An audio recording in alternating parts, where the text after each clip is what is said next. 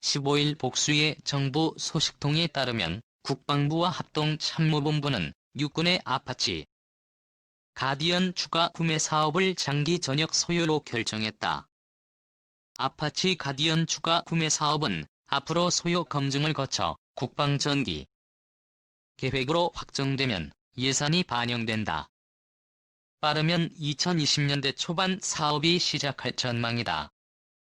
지구 최강의 공격 헬기 I-64E 아파치 가디언.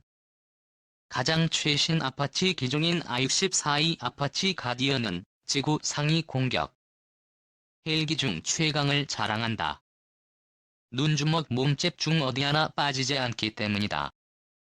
아파치 가디언 내 ANEP-G78 롱보우 사격 통제 레이더는 로터. 아파치 가디언은 언덕 뒤에 숨은 뒤 롱보우 레이더만 쏙 내밀어 최대 10km 떨어진 적을 찾아낼 수 있다. 한꺼번에 256개의 움직이는 표적을 식별한 뒤 이 가운데 16개 우선 어금 114 헬바이어 공대지 미사일은 마하 1월 3일의 속도로 최대 10km까지 날아간 뒤 400mm 이상의 강판을 두를 수 있다. 미국은 이 미사일을 무인 항공기에 달아 테러리스트 나반군 지도자를 암살하는 데 썼다. M233 10mm 기관포 1문, 과하이드라 70mm 로켓의 화력도. 저 항공기가 나타나면 AIM-92 스팅어 지대공 미사일로 스스로를 지킬 가디언 A1000 마력짜리 D700g 701D 엔진은 힘이 이런 엔진 2개를 탑재했다. 최고 속도 시속 365km로 전장을 누빈 2개의 엔진이 서로 떨어져 있기 때문에 한쪽을 써도 다른 한쪽으로도 충분히 비행할 수 있다. 골조와 장갑이 튼튼하기 때문에 맷집이 세다. 14.5mm 중기관 정도 막아낼 정도다. 열추적 미사일을 피하기 위해 엔진 배기구 방향이 위로도 있고 주변 공기와 섞여 배기가스가 나오도록 만들어졌다. 아파치 가디언은 한마디로 미국 인디언 부족 중 가장 용맹하다는 아파트를 딴 별명 그대로인 공격 헬기다. 현재 육군은 아파치 가디언 36대를 보유하고 있다. 8대를 1개 대대로 해서 2개 대대 분량이다. 아파치 가디언 최대 48대 더 사오려는 육군. 그런데 육군의 목표는 아파치 가디언을 최대 48대 더 사오는 것이다. 정부 소식통은 추가 구매 수량은 아직 결정되지 않았다면서도 육군은 36대 플러스 알파 최대 48대에서 최소 42대를 원한다고 귀띔했다. 육군은 18대의 아파치 대대를 2개 해서 4개로 늘리려고 한다. 이 경우 모두 72대가 필요하다. 나머지 아파치 가디언은 교육, 훈련, 정비, 예비 등 용도로 남겨두는 것이다. 육군은 아파치 가디언을 항공작전사령부 소속으로 두면서 유사시 기동 군단을 지원하는 임무를 맡길 계획이다. 기동 군단의 3개 기계화 보병 사단은 가급적 빨리 저 후방 지역을 확보하는 입체기동 작전의 핵심 전력이다. 아파치 가디언의 역할은 선봉에서 기동 군단의 개를 터주는 것이다. 육군의 소망이 이루어진다면 한국은 모두 최대 84대의 아파치 가디언을 동아시아의 선 최대 규모다. 일본 21대 인도가 36대 대만이 29대 싱가포르가 17대 인도네시아가 8대의 아파치를 각각 운영하거나 최종적으로 운영할 예정이다. 중동이나 파츠가 꽤 많다. 사우디아라비아 140대, 아랍에미리트 30대, 카타르 48대 등이다. 육군 보유 아파치에다 주한 미군 소속 아파치 48대를 더하면 한반도엔 최대 131의 아파치가 날아다니는 셈이다.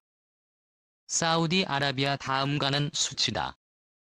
그런데 폭병이 아파치 가디언 앞에 나타났다.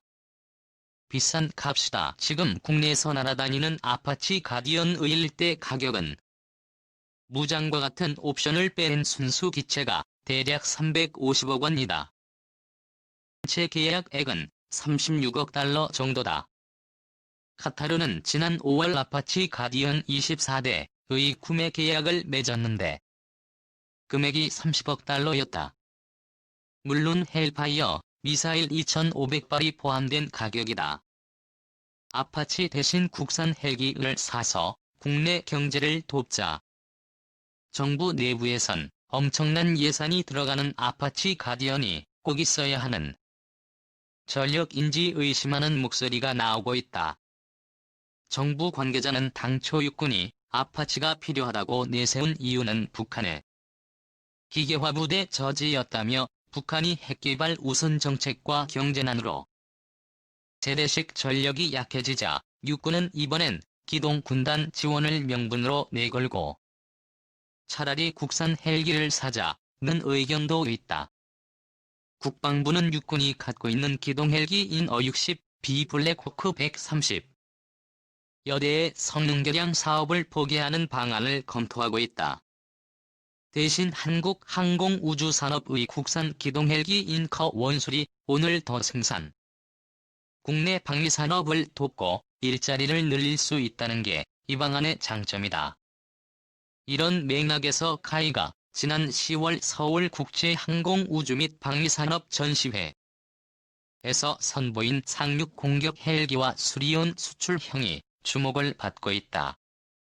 정부 내부의 국산 바가 아파치 가디언 대신 이들 헬기로 대체하자는 논리를 내세우고 있기 때문이다. 상륙 공격 헬기는 수리온 계열인 마린 오늘 공격 헬기로 개조한 모양이다. 마린온에다 전술 헌법 장치와 표적 득실시 체계를 탑재한다. 또 20mm 기관포를 동체 아래에 단다. 양쪽 N 무장을 장착할 수 있는 스토브빙이 보인다. 카이는 공대지 유도 미사일, 공대공 유도 미사일 등을 운영할 수 있다고. 수리온 수출형은 기관포는 없지만 양옆에 스터브 등의 각종 미사일이나 로켓을 달 수 있다.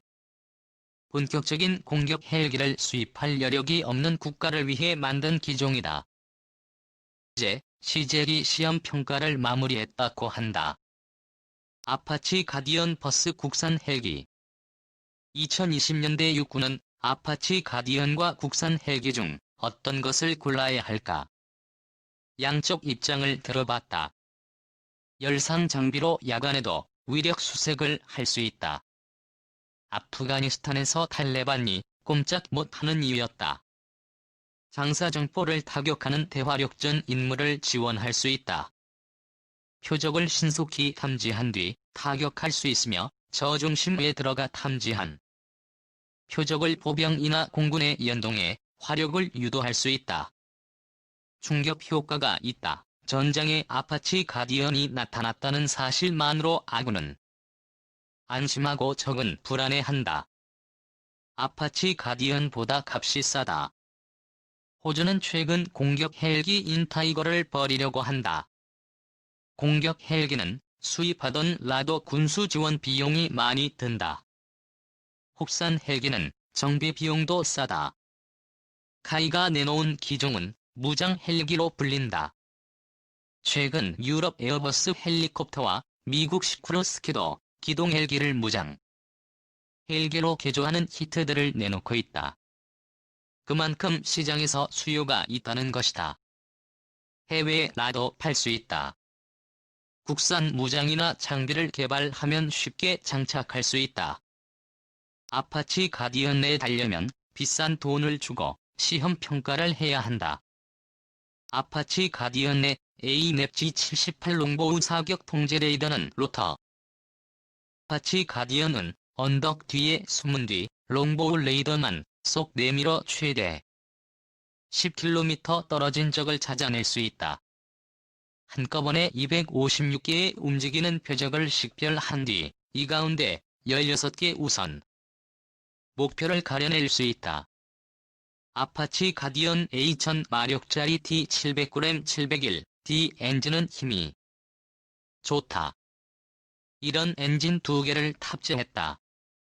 최고 속도 시속 365km로 전장을 누빈다.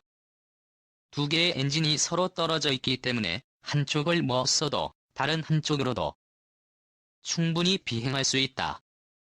골조와 장갑이 튼튼하기 때문에 맷집이 세다. 14.5mm 중기관 정도 막아낼 정도다.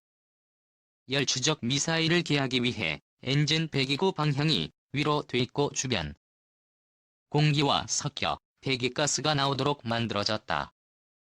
또 다른 정부 관계자는 아파치 가디언을 사오더라도 국내에 남는 게 하나도 없다면서 국내 기술이 점점 좋아지고 있다.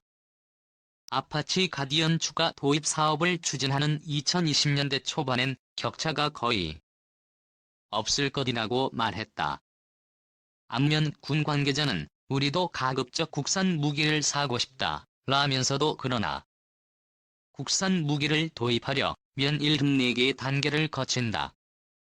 반면 해외 무기는 36개 불과하다고 말했다. 그는 국산 무기는 방산 비리 때문에 절차가 엄격해져 74개 단계 중 어떤 한 단계에서 멈추거나 늦춰질 가능성이 크다면서 당장 무기가 필요한데 사업이 늦어지면서 결국 군에 피해가 갈 수밖에 없다. 군사 전문 자유기구가 인 최현호 씨는 무기를 도입하는 데 있어서 국산과 외산이 경쟁하는 경우가 늘고 있다. 그만큼 한국의 방위산업 포트폴리오와 경쟁력이 향상하고 있다는 것이 라면서도 군이 요구하는 요구 조건을 충족하기 위해서 무엇이 필요한지는 치우침 없이 냉정한 평가가 필요하다고 말했다.